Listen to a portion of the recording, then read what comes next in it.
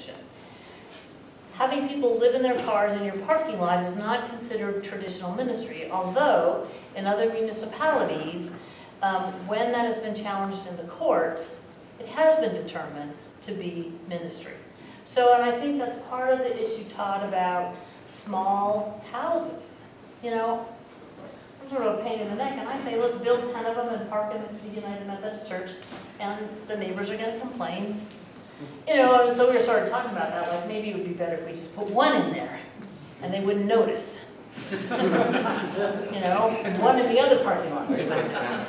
And because nobody, I'll tell you, nobody noticed the porta potty for a year and a half. Amen. I don't know. If you're a church person, kick your pastor in the butt. Thank you, Cindy. Again, what Todd was saying earlier about he spent his life building these homeless shelters for individuals, and kind of bring up the idea of priorities here in the city, in the county, but mostly as a nation. I mean, every single year we spend, the president passes the budget, you know, it's trillions of dollars every year.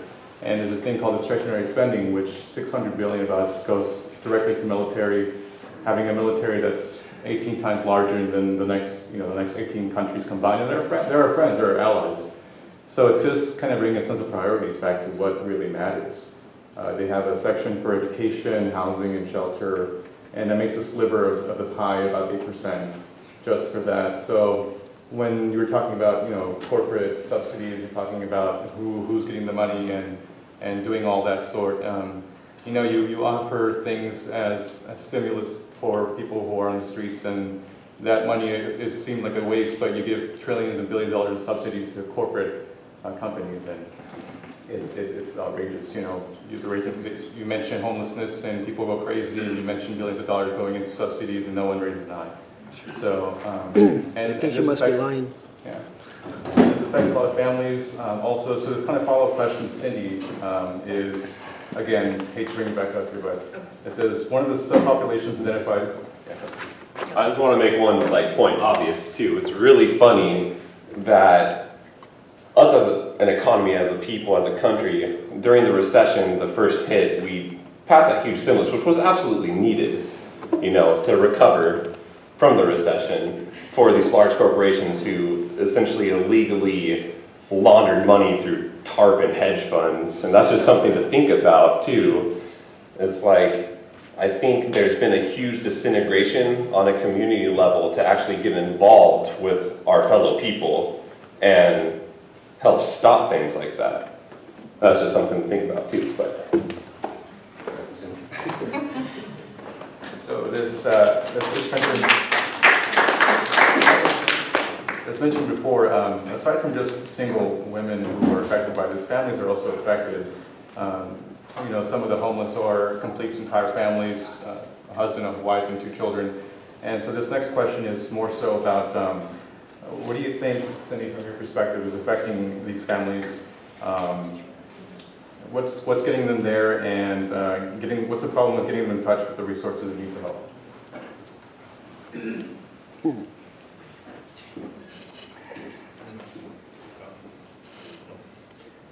Trick question. It is a trick question.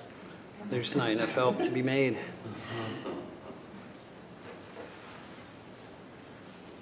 I think that we have to make a decision as a society, as people of faith, as educated people, as people who care, that it's not enough to throw a little bit of money or a little bit of time or a little bit of resources at this issue. I don't think I have to tell you about the inequities. The rich get richer and the poor get the picture. It's, you know, and the middle class is disappearing. My first year here, in August, what happens in August? Cars. Hot August night. I went down to get yogurt with my husband and just happened upon one of the auctions. And in 20 minutes, it was like $11 million, something like that. in 20 minutes. And I just stood there and listened to this thing happen, and as I turned away, there, getting his dinner from the trash can, was a homeless person. And I just sort of hold those two images in my mind. Last year, $39 million worth of cars were bought and sold. That reality is awful. That's a terrible reality in our world. So, for that number, are you talking about the concourse alone? Yes. Okay. I do. All right. In what, 5 auctions, in 5 days? $39 million. And 300 million. Yeah. was 300 million? Yeah. I See? think there was one car that was like 30 million. Okay, so see, I just keep trying to minimize that, but, and part of this, my own journey to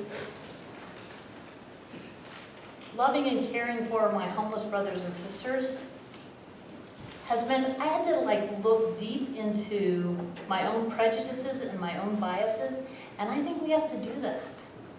When I was in seminary, I spent a day on the street in Newark, New Jersey, with 2 other people, and our task was to find a home. And at some point, we were detained by the Port Authority police. It was rush hour in the Twin Towers, and all these people in their business suits were coming up the escalator, and we were being escorted down the escalator.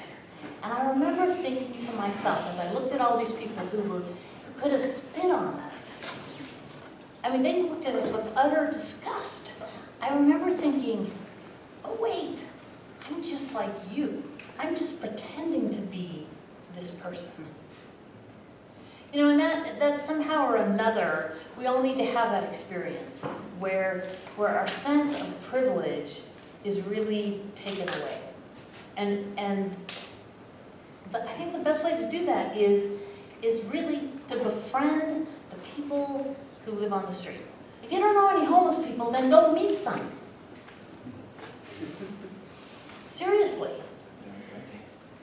Come Sunday and come on Tuesdays to the Gathering for Women. I'm pointing over here because these are some of the lovely volunteers who serve on Tuesdays, who are learning. I bet you, talk to any of these folks, because I bet you those things are sort of being opened up like an onion.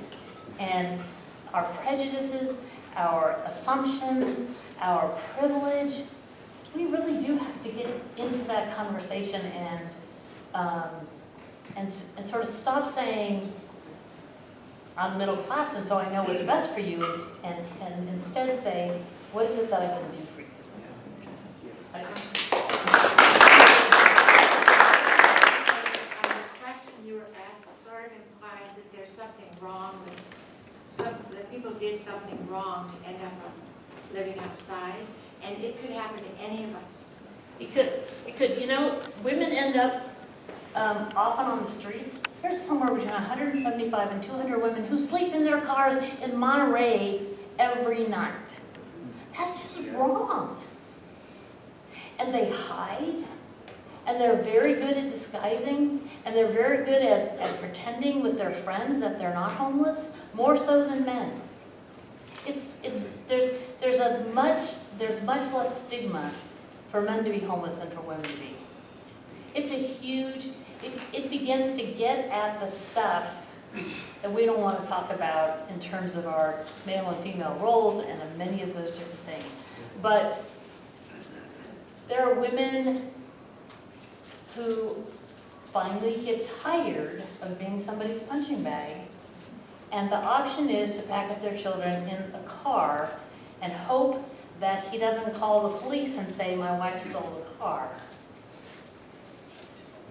So it's pretty treacherous out there. Women are at risk for rape and assault at levels that men aren't. I'm not saying it doesn't happen to men on the street. It does. But the real issue is that it happens to women, and it's a weapon. And so what you need to do to protect yourself, to protect your children, to protect your girl children, your female children. As a single parent on the street, it's a tremendous, tremendous burden and problem. I highly doubt that anybody here doesn't sympathize with what we're talking about.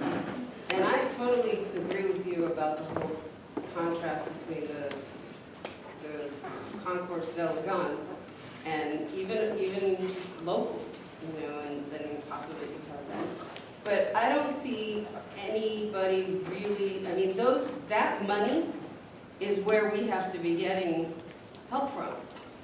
Because that level of money is what needs to actually change the mechanics of what's keeping us from doing something about it.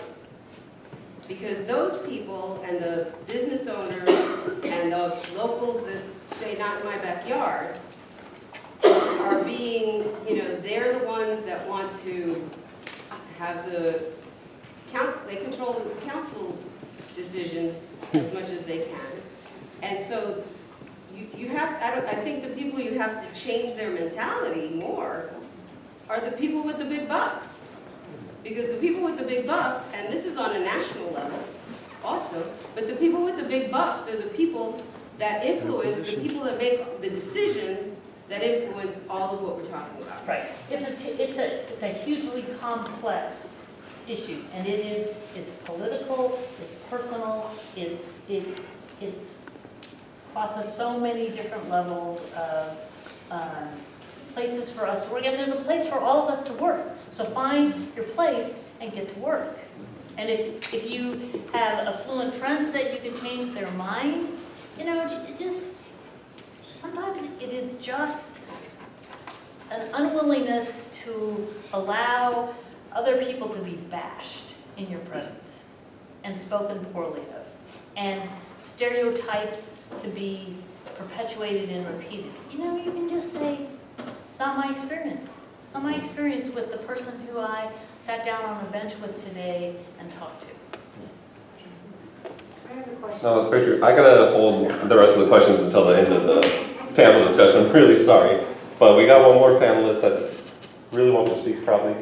But I just want to say something about that. I think that essentially the spring for any type of change is essentially awareness, and that comes in a change of consciousness.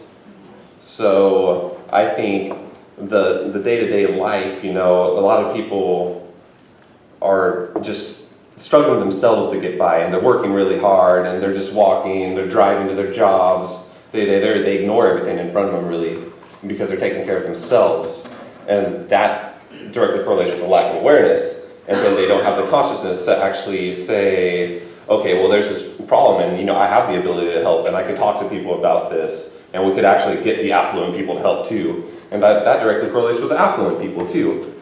I mean, you know, some of them probably fly East Coast, West Coast, board meeting, slept 6 hours, something. They don't even see any of this. They don't even want to concern themselves with it. And that's because they're not aware.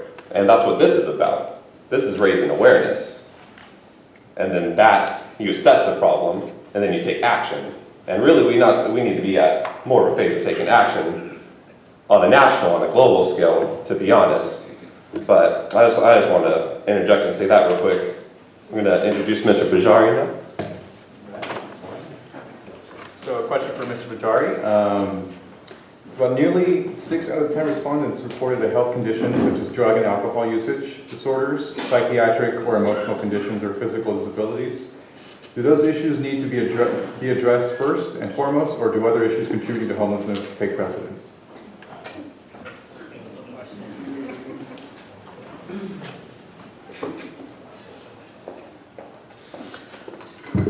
The issue is affordable housing. That's it. That's it. And let me say this. I'll try and be brief. In 2005, and I want you to go look. This will be our homework collectively, and you can spread this through your social media outlets: Twitter, Facebook, Insta, whatever, Snapchat, whatever the next thing is. 2005. a man named Lloyd Pendleton decided to run a program in the state of Utah, in a conservative state, fiscally conservative state, to take 25 of the most chronically homeless people in Salt Lake City and give them a house first. Why? Because he happened to run across a psychologist in New York City who was running a mental health service program to chronically homeless individuals. And every time this psychologist went to the streets, which by the way, we need more street trust building presence with our organizations, because how many of us, if we're dirty and unkempt, want to go into a kind of a nice building with people behind computers, and we're just scared to go inside of a building because we look dirty. So the psychologist kept going to the streets, and he said, well, what can we do? We're a mental health organization. And they said, well, I need a home. Well, we don't do that. We do mental health. You understand? That's mental health for me. I need a home. I need a home. Give me a home. Keep coming back, I need a home. Well, we don't do that. And then it finally dawned on him, oh, maybe that's where mental health begins. Having a safe place to put your head down at night, knowing you're not in hypervigilance mode, because if you talk to any of our friends who are outdoors on a consistent basis, you're not thinking about tomorrow, you're thinking about the next hour. Where are you going to be? Especially with more vulnerable populations. And men and women get attacked all the time. All the time. So Lloyd Pendleton, a former CFO of Ford Motor Company, who's volunteering at the Mormon Church in Salt Lake City, becomes the head of the task force to end chronic homelessness in the state of Utah, puts 25 of the most chronically homeless people in a home for a 1.5 year beta program, and it worked. One person died of natural causes. The rest were still in their homes. Saving, what Todd was saying, saving the Salt Lake City about $10,000 per person.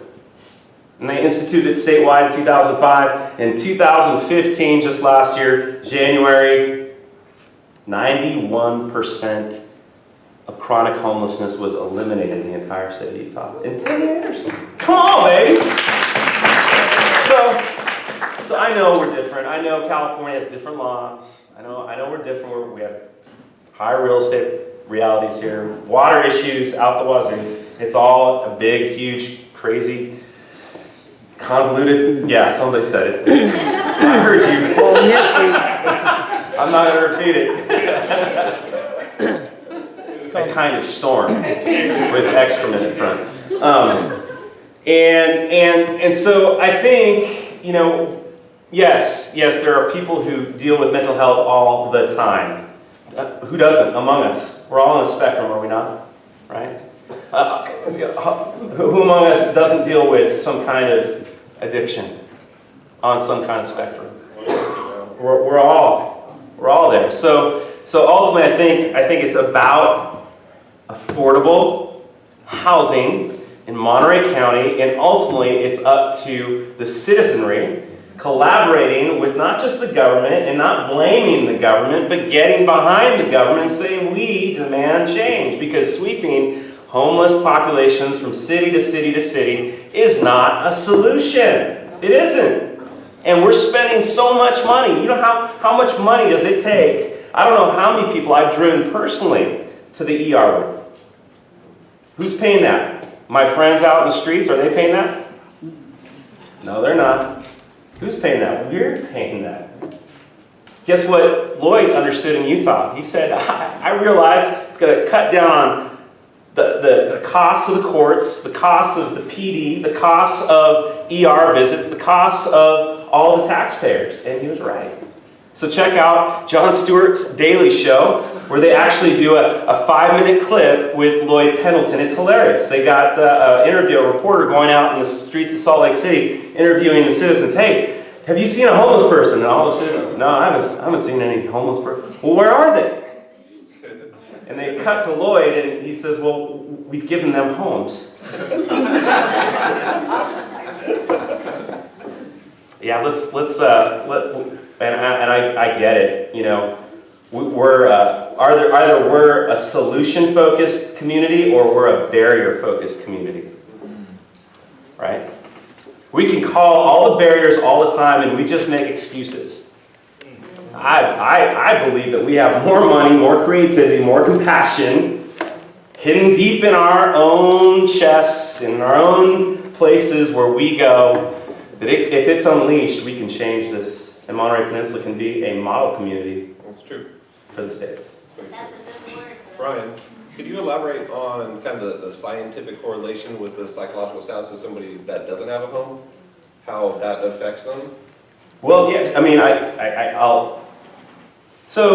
do a lot of work locally but overseas with folks who've been traumatized, right? Former child soldiers in East Africa. And just very simply, on a very kind of layperson scale, when you're in survival, you're fight, flight, or freeze, right? And so it goes directly to your brainstem. You're only in kind of hypervigilant state. Fight, flight, or freeze, right? But once you have a safe place, and you're not thinking about the next half hour or the next hour, now that allows the neocortex, the top of the brain, to start opening up and the neural grooves to start firing, where creativity, empathy, compassion, empowerment start really becoming a reality to you. You're no longer in fight, flight, or freeze. And so I think mental health and even addiction realities begin with being in a place where you can call home. Right? Yeah. So, okay, I'm off my soapbox. We're going to do questions right now. People need to be reminded about Maslow's hierarchy of needs to answer your question. So, yeah, Maslow's hierarchy of needs. Yeah, if you listen to TEDx or the TED Radio Hour, they just did a repeat of that last week. Check it out. You need shelter, you need food, you need clothing, you need medical care, and you need security. Right? And so part of the organizations that are represented here, the Gathering Place for Women, thank God for you guys. Pass the word with Jim and Aiko, and also Judy, she's not here, with Al, Sunday morning, the Sunday morning breakfast in Beach Church, and Eric doing the housing stuff in Salinas and Monterey County for the tiny houses. You know, those places where we can start connecting, right? What we've emphasized, what Al has emphasized, what Pass the Word has emphasized, what Gathering Place for Women has emphasized, is that this is a sharing of a meal. It's not a feed. You feed cattle and pigs, right? You share a meal with human beings, right? And so when we share a meal together, guess what? Stories start happening. Trust starts to be built. I get to learn about my friend, my brother or sister whose story is remarkable. Understand. And you begin to understand. And we have so many remarkable stories of people who are just trying to make it through the day. You know, that story that Cindy of this woman and her son. I mean, who among us doesn't weep and empathize with that? But who among us have passed by similar situations? Now, I always get asked, and here I'll stop with this and we'll go into questions because I know other people have to, and I want to hear more from Alan and Sergeant Andrews and besides myself. But I always get asked the question, Brian, well, should I or shouldn't I? Right. And so, what's entailed in that, should I or shouldn't I? Should I give money or shouldn't I give money to people who are homeless? I'm like, well, that's the wrong question to be asking. It's as if money is the solution. Money is part of it, it's not the whole part of it. You begin, you stay, and you end by acknowledging somebody as a human being. We all have fear barriers, right? And some people, and I always ask, here's a crazy thing. I ask my friends who are, upper middle class, wealthy, affluent, and I ask them this question: when was the last time you helped a stranger in need? Not out of guilt, not a family member, not a friend, I get that, we all do that.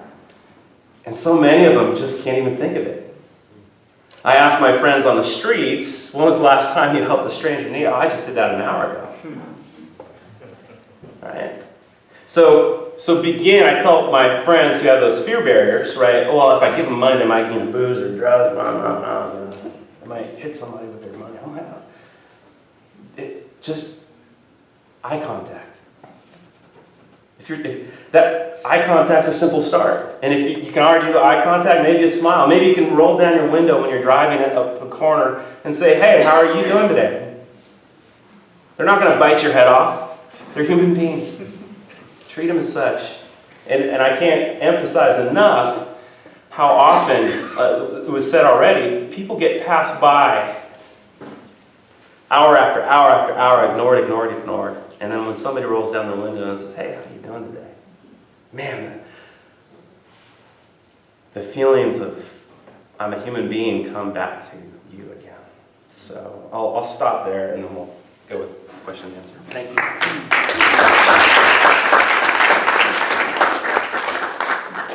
Thank you, Mr. Bajari.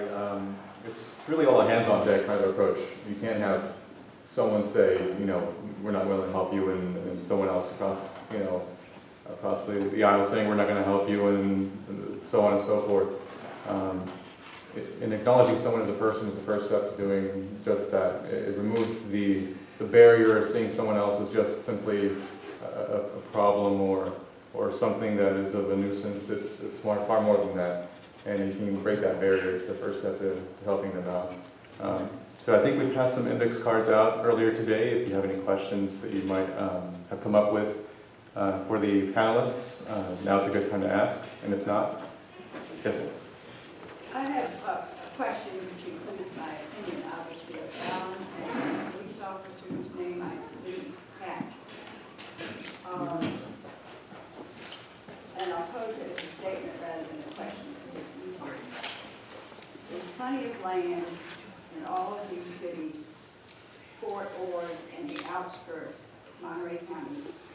And I would like all of the city councilmen of all of these cities in this county and the county supervisors to make sure that there will be put land aside that will include housing for every homeless person. And I think it's time to stop making the police a fist against the homeless people, which puts the police in a position they should never have been put in, where they have to wake people up 3 or 4 times a night that are sleeping in their cars and make them move. And where they have to do the same to people who are trying to find yet another place where they can sleep all night without being waked up. And they have either city property where they can be moved away from, or private property where they can move away from. Maybe it's legal to actually sleep in the street. It's not legal to sleep anywhere else. Not in Santa Cruz. And I think, Santa Cruz is much worse, but I think that it's an unfair thing that the supervisors, the city councils, and the other organizations with that kind of power, not just here but all over the country, have forced the police to treat people in a really lousy way instead of helping those people. And then the people who are living outside and sleeping outside will resent the police. They shouldn't resent the police, they should resent the people with the power to build the housing that have the resources already in the county funds, the city funds, and the state funds, and the national funds. And that's what I would like to see, and if anybody wants to make that into a question. Yes, miss. I have a related comment. I see that Salinas is represented. I know Monterey is represented, but we're talking about a county, correct? Correct. So let's just even, instead of the whole county, talk about the peninsula. What's Marina doing? What's Seaside doing? What's Pacific Grove doing? Because I attend a lot of meetings like this and a lot of council meetings, and I live on the border of Seaside and Monterey. And that park is an ongoing problem because it's not just a social problem that we're having with these encampments, it's an environmental problem. because that park, and Chris can speak more to that than I can, but that park is a particularly different and special kind of piece of property for the whole state. And yet, Monterey is always doing whatever, they get the phone calls because they have residents that live on that park side. Seaside, what is Seaside doing? You know, that park has been susceptible to fires because they're chopping down trees to stay warm. And residents that live right there have had to put some of those fires out with their hoses. So my question is, where are all these other cities that share borders with us? And it's always Monterey, and Monterey, and Monterey. Not Monterey County, it's always Monterey.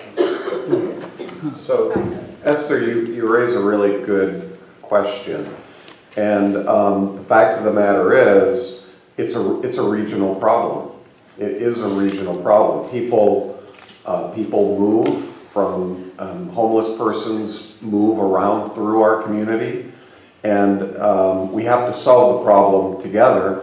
And you're right, Monterey has been more active in addressing the issue. Why are they never called to the table is my question. Because I know that I've engaged with you and the council a lot. And one of my ongoing, concerns is, where is everybody else on this peninsula? Well, there's a lot of history. So when Fort Ord first became available, in fact, there was a certain amount of land that was acquired by various nonprofits. And so I think in Marina we have maybe 330 units, I'm guessing, that are for homeless persons. And in Seaside, maybe 130, I'm going to say ballpark. So, and unfortunately, those are units that are built that people are living in. Correct. But for example, the one Starfish people, the people who can live in the houses the little portable houses that he built. Right. Seaside, they're all, gung-ho about getting it in and out in there. Right. At Marine, and getting their, Monterey Downs property and all of that. But let me tell you, so when I have the conversation with my colleagues on city council in Marina or in Seaside, what they'll say is, well, we've built housing. Monterey, you've only got 30 units, which is in fact true. We've only got 30 units in the city of Monterey. And so they feel like they have done their part. Now, truthfully, we all need to do more. We need to do something like what they did in Utah. And we could actually do it if there was a regional political will on a regional level. Yeah. But,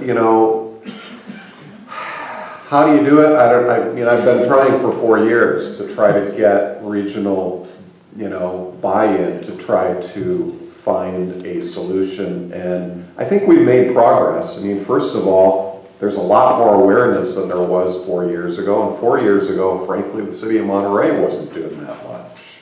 So I think we can keep, these folks are raising awareness. There's lots of people in here who are doing good things. And we need to keep working on it. And you're right, we do need to find a way to get some of our city partners. And I'd like to also just say the county and the state.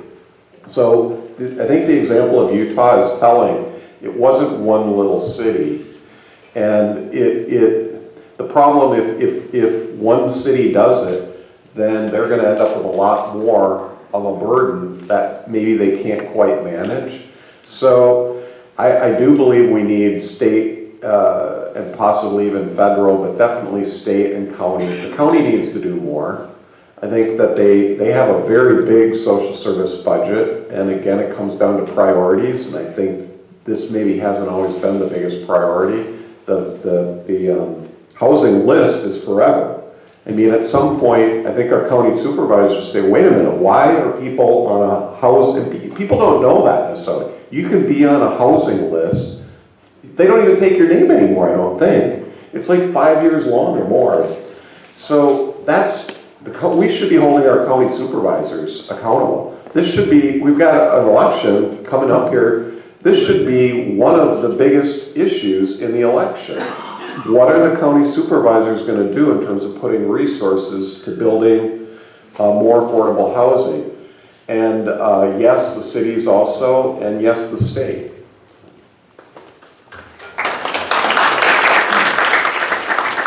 Thank you very much. Before we go on to the next question, I would like to clarify, did anybody actually receive an index card to write their question on? Okay, so we will continue with the, go ahead and raise your hand if you have a question. I would like to invite this gentleman who's been kind of raising his hand for the past 10 or 15 minutes. Go right ahead. Sorry, this is a few-part question answer. Any of you answer whatever part of it you want. I've been to a fair number of these types of things too.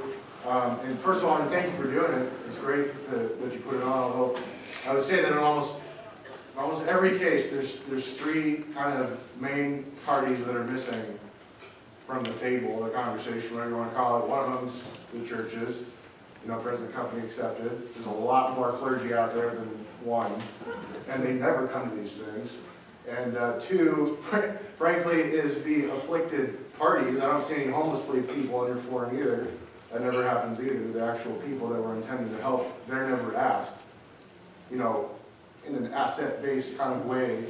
And so it seems to me that these things, while they're well-meaning, there's often kind of a paternalism built into them that is a little bit pernicious, frankly. And I would be curious to know what any of you would think that we could do differently there. And then the other party that is always missing is the business community. And I think sometimes it's easy to vilify the business community, but come on, there are zillions of business owners out there, and I guarantee you that a good majority of them care quite a lot. They're probably never asked. So any part of those, particularly the built-in paternalism thing, if anybody would be interested in sharing your thoughts on that, it'd be all ears. I'll just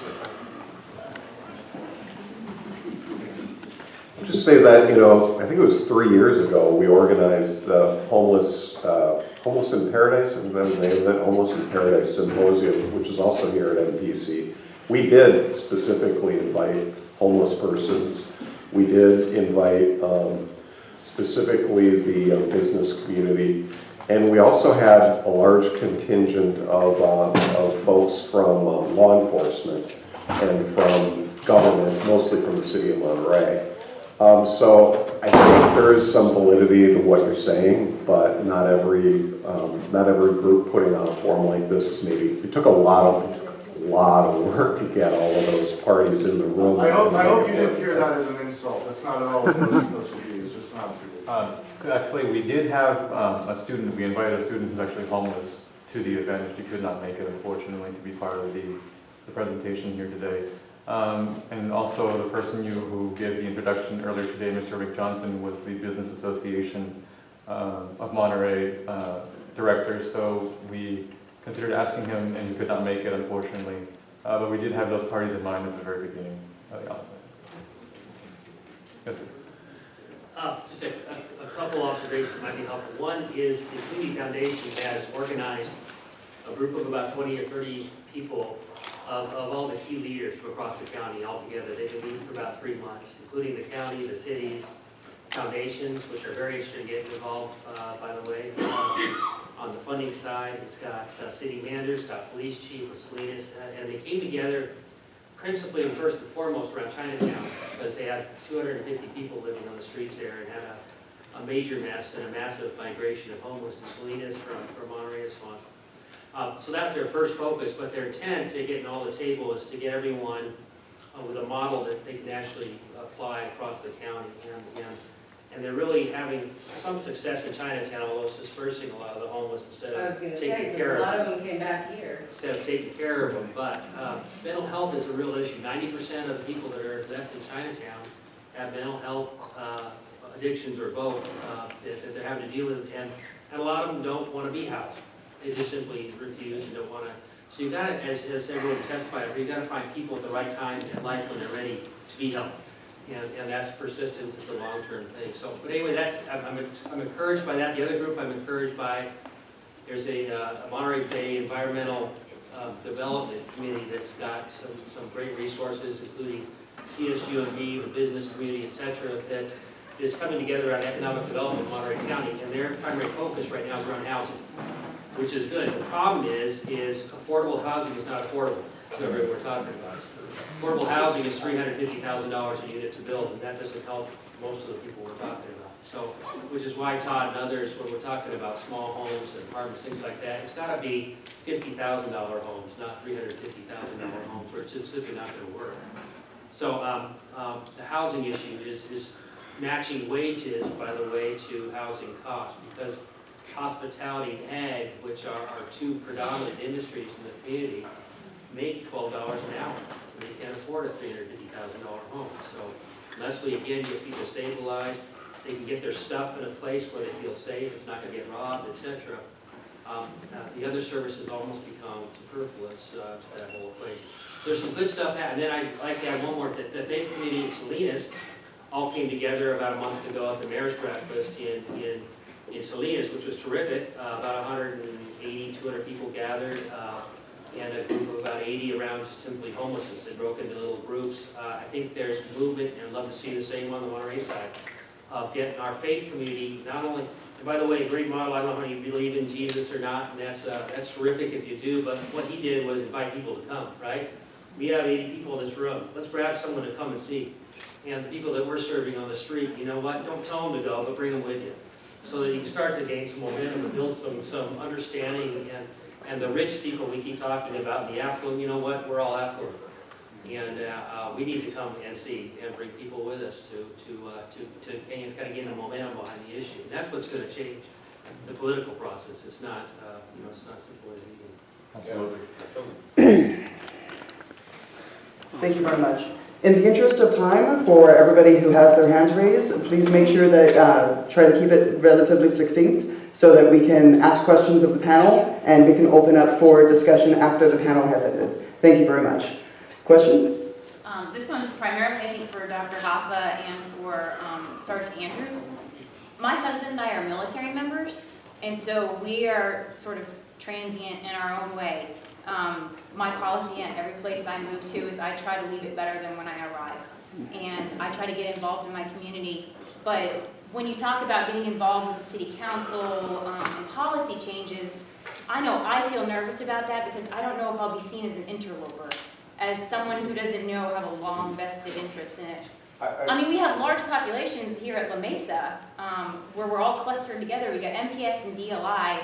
Are there things that the military community needs to be doing or could be doing to help with this that they're not? I'll just say that as a member of the military or military family, you will be very respected and welcome if you come to a public meeting. Straight up, the idea of being an interloper, not at all. We very much care about embracing our local military community, and that you are part of the community. It's not like you're an interloper at all. So don't feel shy in that sense, I guess I would say. And thank you for your service. Yes, thank you for your service. Further questions? Yes, sir. For Alan Haffa, what will it take to change Monterey City's zoning to allow branding houses? Okay, well, we asked our city staff to come back to us with a proposal on various strategies to increase the affordable housing stock. So when that comes back, hopefully people will come and speak in support of some of the good ideas. I'm sure our staff will come back with some good ideas. Whether all those ideas will necessarily be politically acceptable or not, it's dependent on folks in the community and what they say.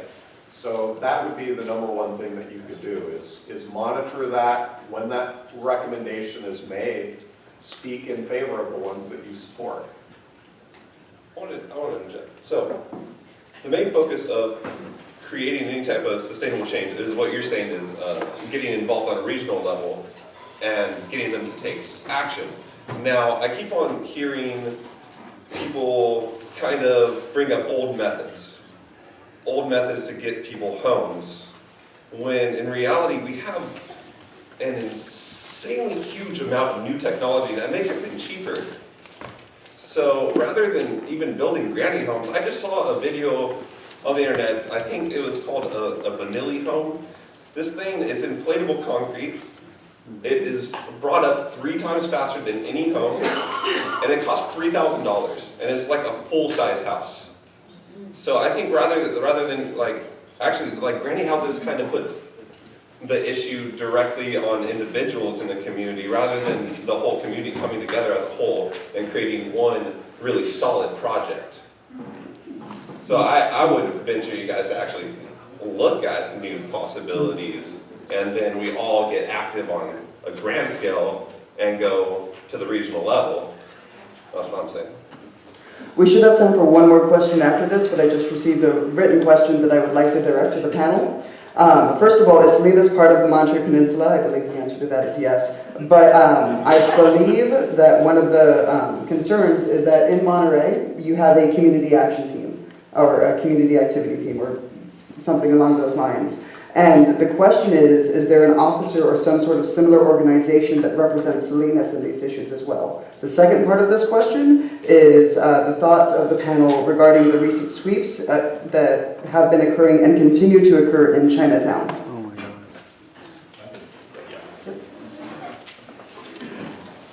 So I don't know if Salinas has someone like the Monterey Community Action Team. I can't answer that. I do know that they're dealing with a lot of staffing shortages, so it wouldn't surprise me if they didn't, because I know that if you've read the news at least, that most of their officers are either working patrol or investigating a lot of the gang crime going on out there. As far as the sweeps are concerned, I'm going to be honest, I've never been to Chinatown, so I can't say whether I think the sweeps are good or bad, but I can speak to some of the experiences I've had here dealing with some of the encampments in Monterey. And there are some legitimate concerns with camps setting up inside the city. There's infrastructure concerns, there's lack of plumbing, we've had issues with a large amount of refuse, of litter, of human waste, and it builds up and it can become a huge problem if it's allowed to continue. And that's why we try to address it very quickly. When we do our sweeps, for lack of a better term, we always go in and offer people shelter. And we always say, I have a bed lined up, I can take you now, we can go here or there. And hopefully they'll agree to it. Sometimes they don't. When we do the sweeps, we do collect property, we don't throw it away. We store it for up to 90 days and provide folks with a receipt if they're present with all the property that we've collected to make sure that, we're not just going to come in and throw all your possessions away. But some of these possessions are not going to be able to even be stored because they've been exposed so much to the elements, if they're wet, if they're soiled, if they have bugs. What's that? When people camp on the beach, which I've done, police come through, they take your stuff and they throw it in a big dumpster right next to the cemetery. Anywhere in Monterey, if you're camping and the police sweep your stuff, because you've been camping out there for like 2 days, and then you left your stuff and they found it, they take your stuff and they throw it in a big dumpster next to the cemetery. That's probably not the police, you're probably thinking of Public Works, because if your property appears to be abandoned, then they will clean it up. People But are obviously camping there and not abandoning their stuff, they just are living out. And we've worked with them and we've educated them on how to identify what's property that's obviously abandoned property versus who has left their stuff neat and orderly and maybe coming back to it later. And there are very specific instructions to contact the police, and we will go out there and store and collect that property. I could actually answer about the Salinas sweeps if you want. Go ahead. All right. My name is Wes White. I'm Vice President of Monterey County Homeless Union. We've been at this thing, the Santa Cruz ordinance, no camping, no sleeping in Santa Cruz, the no sit, no lie in Monterey, and then this homeless ordinance in Salinas. The whole intent of this ordinance is to keep driving people further and further out of town. The whole point of the Chinatown sweeps down Market Way was exactly how they want to do everything. You got 5 minutes to get everything you got, and whatever you want to keep, it goes in one trash can, and if you're lucky, maybe 2, but you got 5 minutes to get out, and then you go into smaller places. These other encampments are being bullied even harder of, we just arrest you because you're trespassing. And so, with tickets, you get 3 tickets in a week, 4 tickets in a month. You haven't even seen your first court date yet. So there's definitely a lot of intimidation going on. And the city actually, that was what they wanted. Market Way and Soledad Street, the first 2 or 3 days, they were very meticulous about just excavate everybody. I mean, we had 20 cops on both sides of the block. You couldn't even go inside, and everybody just told to get out. And then the bulldozer come and grab everything they got. So that's how they did the first day. And the second day, I kept hammering at them. It's kind of like the final solution, honestly. It's a little Nazi Germany is where we're at. They want people gone. If you're too poor to afford rent, you don't belong in Salinas. And it's frustrating, it's tragic. And Lake Street was going to be the final blow of just wiping everybody out. I got it on video where they're just like, yeah, because I asked, so are you just going to just pick up debris, or are you taking everything? And no, we're just going to take a few things. And then as I walk away, he says, gosh, I hope they can carry everything with them, And I said, what do you mean? And so that means you're going to wipe everything out? And they go, yeah. So, that is truly their intent. Just carrying the problem from one city to the other, give them a one-way bus ticket, take their things, steal it from them, demoralize them. 10 minutes, 3 or 4 times of that happening, you are going to want to leave, go somewhere this is less hostile toward you. But, if we really want to be leaders at the Monterey Peninsula, we do have a Salinas chapter of Monterey County Homelessness Unit, and we got one in Seaside. And we are trying to protect those people that are just too vulnerable. And 90% of people don't want to be housed. I'm sorry, I gotta disagree with that, because almost everybody I went up to, I said, you guys want to be housed? I signed them up on this SPDAT, which is a vulnerability index for assessment tool for gearing people toward housing. Well, I got like 33 of those turned in. I'm not contracted by the county or Dorothy's Place, so they couldn't accept any of those.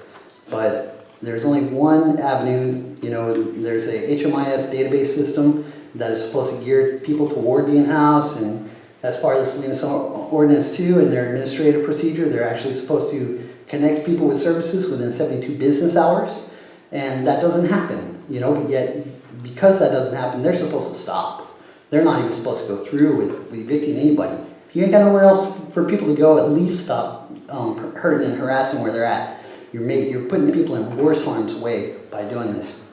But they got money and they can make it legal, and that's just why I've been at every city council meeting, every single board of supervisors meeting, doing public comment, and I think that's really where some of that dialogue needs to go. We need to have a community pressure and say we're aware of this, we don't like the way things are going, and we want to see things improve. Now, we've got service providers, the city and county entities who give funding, and those people are kind of in charge, and they're actually doing just about everything they can within the scope and parameters, meticulous lawyerese and everything else. So they do have to be careful, but we need to support them, and we need to help the community be aware that it's not just dirty talk. Oh, they got too much stuff, or they're just dirty, they're lazy, they're drug addicts, they're criminals.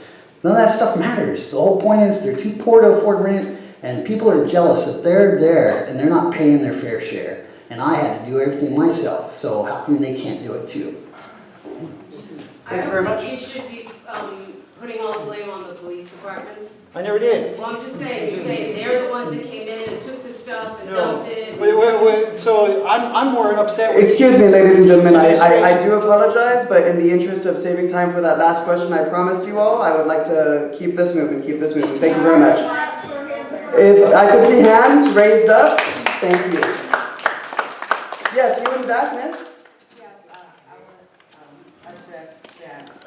I certainly am for that housing first from Utah, and we really need to work toward that.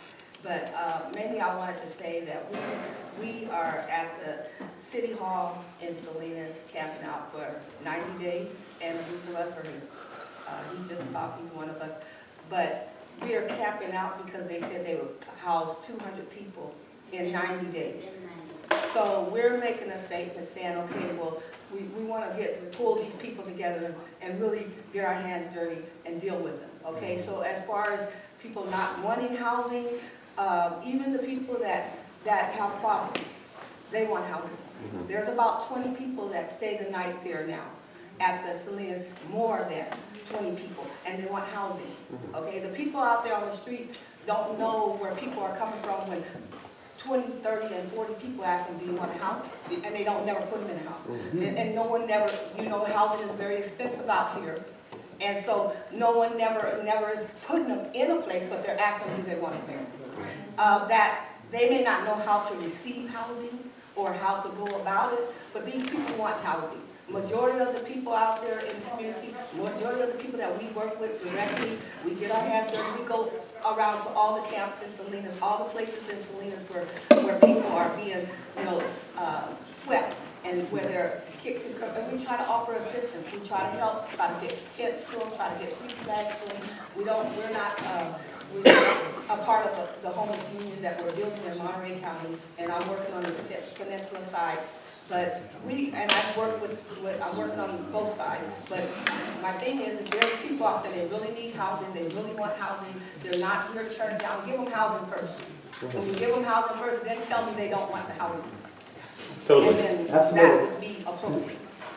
Exactly, and you know, the camping out for 9 days in front of the City Hall, I honestly think that's a beautiful political movement.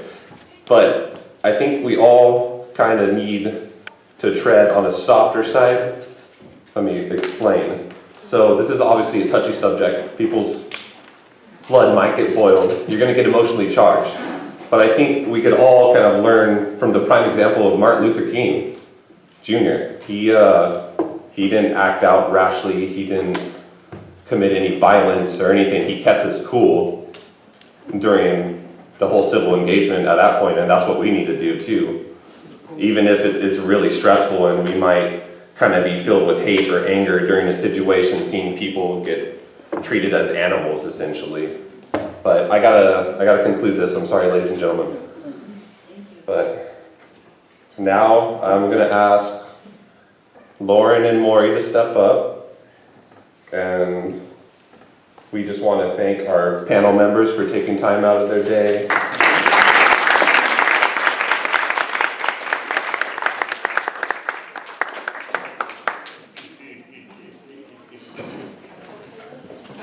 So one of the goals of this event is to make it annual, at least. And so in that spirit, we have certificates of thanks for each of the people who presented. We're hoping that we're going to be able to give these out every year. It's going to become a collector item because this one says first annual. So, right?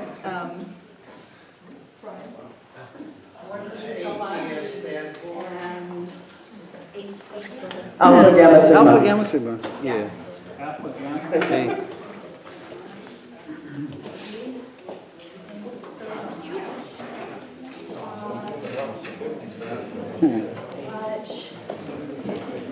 So again, we'd like to thank everyone for taking their time coming out here. This is, as you were bringing up the raids,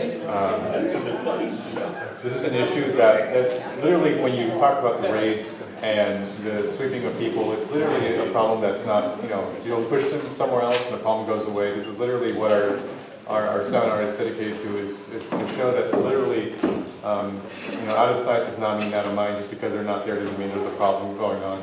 Isn't a problem going on. Do you have any more questions? Unfortunately, we have to wrap up, but this is a good indication that the conversation is going to continue. I'm sorry. This is the part where I have to put my foot down because I'm the representative of the college. But thank you so much for coming and having a wonderful evening. Thank you, everybody. There's also still plenty of food left outside, so you're welcome to grab a plate as you leave. Thank you.